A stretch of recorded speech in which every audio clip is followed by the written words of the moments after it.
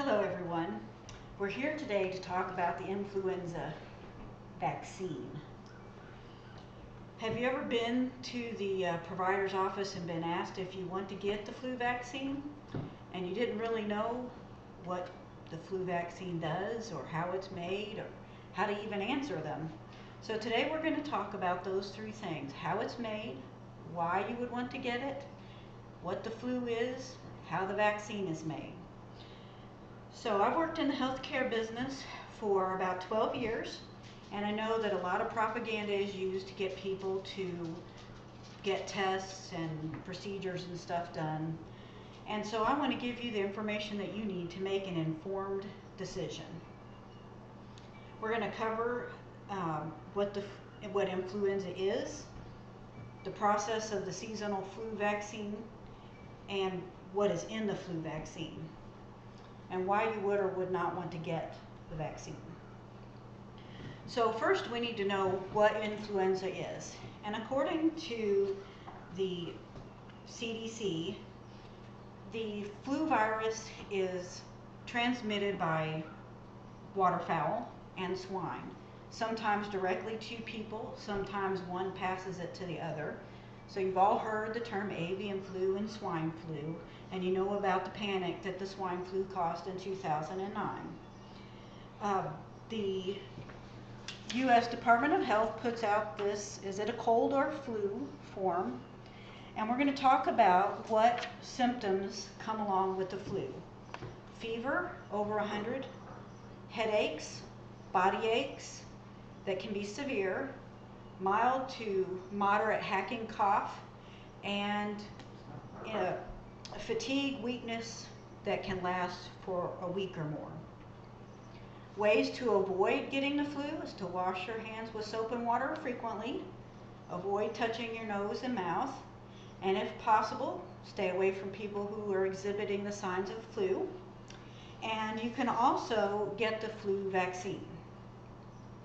So now we know that what influenza is. Let's discuss how the seasonal flu vaccine is made. So first, a panel from the FDA decides what 3 viruses will be in the vaccine.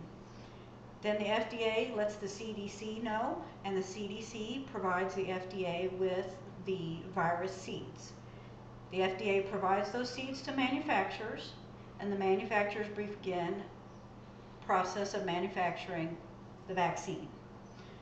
Once the manufacturers have the vaccine made, they send it back to the FDA, who tests it and licenses it, and then allows the manufacturer to begin selling it. This process starts in January, with manufacture complete in September, and usually most people start to get the vaccine in October through December. So we're going to talk about what makes up the vaccine. Besides the virus is cultured in egg medium and sometimes cell medium, and it also contains thimerosal, which is mercury, to prevent contamination, and that is found in multi-dose vials only.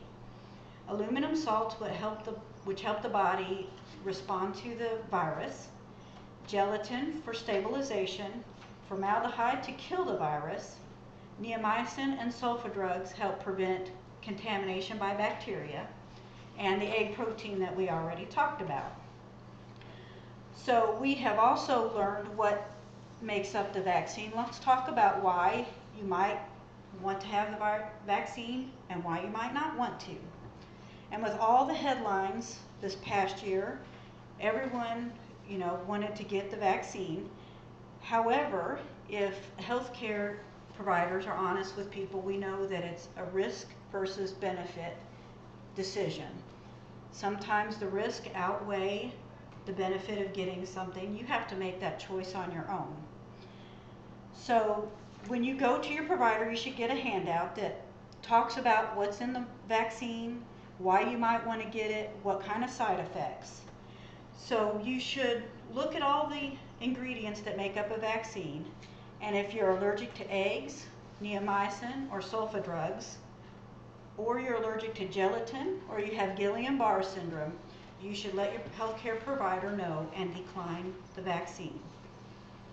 It's hard to find numbers on the deaths from the flu, but it's easy to find them on deaths from the vaccine.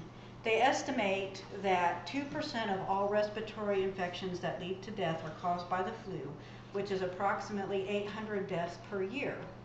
However, from 2011 to 2014, there were only 76 deaths directly related to the flu vaccine. The average effectiveness of the vaccine is about 50%. So even if you get the vaccine, you may not be protected from the virus. The best way, as we've known, is to keep your hands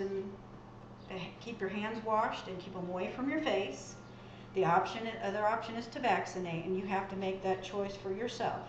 So the next time you're with your healthcare provider, you now have the information that you need to make an informed choice.